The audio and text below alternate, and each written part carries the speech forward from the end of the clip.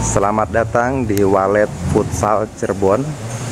Saat ini kami dari Embassy Grass berada di kota Cirebon, lebih tepatnya di daerah Walet, Ciledug. Dua lapangan menggunakan rumput dari Embassy Grass M50.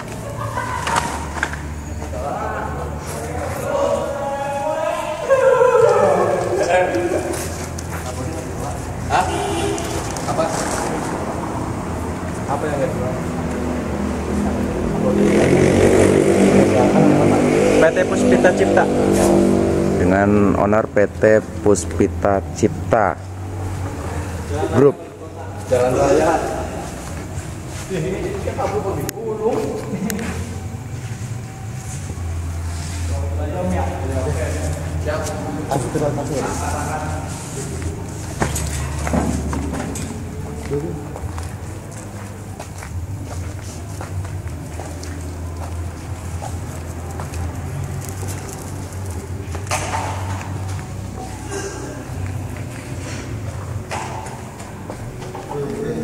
Untuk sementara lampu belum terpasang.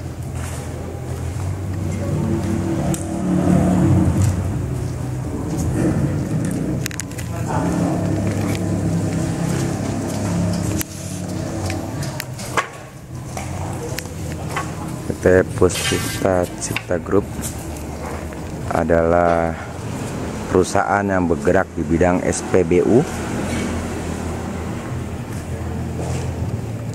dan LPG.